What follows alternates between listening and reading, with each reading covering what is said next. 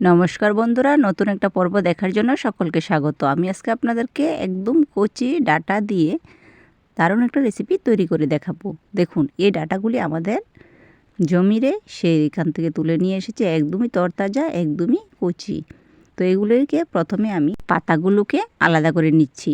তো সবগুলো পাতাগুলো আমি আলাদা করে নিচ্ছি, আর এই পাতাগুলো দিয়ে আমি শাক রান্না করব। তো এগুলোকে আমি এখন রেখে দিচ্ছি। এখন নিয়ে নিচ্ছি ডাঁটা। এই ডাঁটাগুলোকে প্রথমে খোসা ছাড়িয়ে, আমি সবাই কিন্তু ডাঁটা কাটতে জানে, তারপরেও আমি একটু দেখাচ্ছি। তো আমি কীভাবে কাটছি দেখে নিন। তো এইভাবে করে আমি সবগুলি ডাঁটা কিন্তু কেটে নিচ্ছি। তো সবগুলি কাটা আমার হয়ে গেছে। আর নিয়ে নিয়েছি কিছুটা আলু। আলুগুলোকে আগে থেকে আমি সিদ্ধ করে খোসা ছাড়িয়ে এখন একটু ভেঙে নিচ্ছি। তো দেখতে পাচ্ছেন আমি আলুগুলো আর ডাঁটাগুলো রেডি করে নিলাম। এখন চলে গেছি মাছের কাছে। দেখুন, এখানে রুই মাছ নিয়ে এসেছে, বাজার থেকে কেটে নিয়ে এসেছে। আর এগুলো একদমই তরতাজা, দেখুন কিভাবে এর মধ্যে থেকে রক্ত বেরোচ্ছে। তো এগুলোকে ভালো করে আমি ধুয়ে নিয়ে আসলাম। এখন এগুলোকে আমি রান্না করব। তার জন্য সবগুলো আমি এখন রান্না করব না, তো কিছু যেগুলো রান্না করব সেগুলি আমি আপনাদেরকে দেখাচ্ছি। এখানে আমি 10 পিস মাছ নিয়ে নিলাম। এখন এগুলোকে পরিমাণ মতো হলুদ গুঁড়ো আর লবণ দিয়ে ভালো করে মাখিয়ে নেব। তো প্রথমে হলুদ গুঁড়ো দিয়ে দিলাম স্বাদের ব্যালেন্সটা বাড়ানোর জন্য একটু লঙ্কার গুঁড়ো, খেতে দারুণ লাগবে। স্বাদ পরিমাণে লবণ দিয়ে ভালো করে মেখে নিচ্ছি। কেউ চাইলে এর মধ্যে একটু তেলও ব্যবহার করতে পারেন, তো আমি তেলটা ব্যবহার করলাম না, এভাবে মেখে নিলাম। চলে গেলাম গ্যাসেতে। দেখুন, গ্যাসেতে কড়াই বসিয়ে আমি এখানে সরিষার তেল দিয়ে দিলাম। তার মধ্যে একটু লবণ ছিটিয়ে দিলাম, যাতে মাছগুলো কড়াইয়ের মধ্যে লেগে না থাকে। তো ভালো করে নাড়াচাড়া করে তেলটাকে একটু গরম করে নিয়েছি। এখন এর মধ্যে মাছ ছেড়ে দেব। তো দেখুন বন্ধুরা, এখানে আমি প্রথমে 5 পিস মাছ দিলাম। এগুলো হওয়ার পর তারপর বাকিগুলি দেব। তো দেখুন, কড়াইয়াতে এভাবে দেওয়ার পর মাছগুলো কিন্তু একদমই কড়াইয়ের নিচে লেগে থাকে না, এভাবে ঝটফট উল্টে ফেলা যায়। তো দেখুন, সবগুলি মাছ আমার ভাজা হয়ে গেছে, কি সুন্দর হয়ে গেছে। এখন আমি নামিয়ে নিচ্ছি। একদমই কড়া করে ভাজার কোনো প্রয়োজন নেই, হালকা একটু লাল কালার এলে নামিয়ে নিতে হবে। তারপর বাকি মাছগুলোকেও ভেজে নিচ্ছি। তো এইভাবে করে সবগুলি মাছই কিন্তু আমার ভাজা হয়ে গেছে। তো দেখুন, এগুলোকে আমি নামিয়ে নিচ্ছি। তো বন্ধুরা, আমার রেসিপিটা আপনারা কে কোথা থেকে দেখছেন অবশ্যই কিন্তু একটা কমেন্ট করে জানাবেন।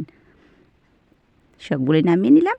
এখন আবার গ্যাসেতে আরেকটি কড়াই বসিয়ে তার মধ্যে দিয়ে দিলাম সরিষার তেল আর 2টো শুকনো লঙ্কা চিড়ে। এখন তেলটাকে গরম করে এর মধ্যে দিয়ে দেব পাঁচফোড়ন। তো পাঁচফোড়নটা দিয়ে দিলাম। একটু ভালো করে নাড়াচাড়া করে যখন এর মধ্যে দারুণ একটা ফ্লেভার চলে আসবে, তখনই আমি দিয়ে দিচ্ছি এখানে আদা আর কাঁচা লঙ্কা বাটা। এখানে আমি 2 টুকরো আদা আর কাঁচা লঙ্কা আগে থেকে পেস্ট করে রেখে দিয়েছিলাম, এটা দিয়ে দিচ্ছি। এখন বাটি ধোয়ার জলটা একটু দিয়ে দিলাম। এখন এর মধ্যে বাকি মশলাটা অ্যাড করব। তো তার জন্য দেখুন, এখানে দিয়ে দিচ্ছি 1 চামচ জিরে গুঁড়ো, আর এখানে দিয়েছি 1.5 চামচ ধনে গুঁড়ো, দিয়ে দিলাম হলুদ গুঁড়ো, আর একটু লঙ্কার গুঁড়ো অ্যাড করেছি, যাতে আর একটু ঝাল লাগে। যেহেতু আমি মাছ দিয়ে রান্না করব, সেই জন্য ঝালটা একটু বাড়িয়ে দিলাম। আপনারা চাইলে নাও দিতে পারেন, যারা ঝাল কম খান। তো মশলাটাকে ভালো করে কষিয়ে নিচ্ছি। দেখুন, খুব সুন্দর করে উপর দিয়ে তেল কীভাবে বেশি এসেছে। এখন এর মধ্যে আমি দিয়ে দেব আলুগুলো। যে আলুগুলোকে কেটে রেখেছি সেই আলুগুলোকে দিয়ে দিলাম। এখন আলুগুলো মশলার সাথে ভালো করে উল্টে পাল্টে মিশিয়ে নিচ্ছি আর একটু ভেজে নিচ্ছি। তো এইভাবে করে যদি আপনারা রান্না করেন, আমি আশা করি ভীষণই ভালো লাগবে, সবাই একদম জেটে বুটে খাবে। একদমই প্রথম থেকে শেষ পর্যন্ত আমার ভিডিওটা আপনারা দেখতে থাকুন। সকলে চটফট তৈরি করে নিতে পারবেন এই রেসিপি। দেখুন, মশলার সাথে আলুগুলোকে ভালো করে একটু ভেজে নিয়েছি। এখন আমি ডাঁটাগুলোকে তুলে দেব। ডাঁটাগুলোকে খুব সুন্দর করে ধুয়ে নিয়েছি, এখন এগুলোকে দিয়ে দিলাম। এখন ডাঁটাগুলো ভালো করে আলুর সাথে উল্টে পাল্টে মিশিয়ে নিচ্ছি। এখন দিয়ে দেবো এর মধ্যে স্বাদ পরিমাণে লবণ। লবণটা দিয়ে আরও একবার নাড়াচাড়া করে নিচ্ছি, মিশিয়ে নিলাম।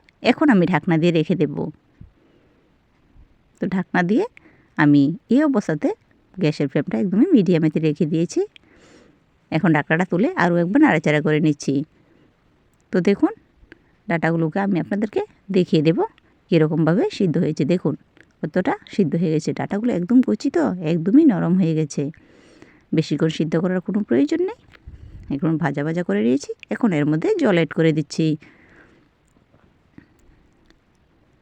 দেখুন বন্ধুরা, আমি এখানে ঝোল পরিমাণ মতো একটু জল অ্যাড করেছি, যেহেতু এটা ফুটবে আর একটু কমেও যাবে, তাই ঢাকনা দিয়ে দিলাম ভালো করে বরফ আসা পর্যন্ত।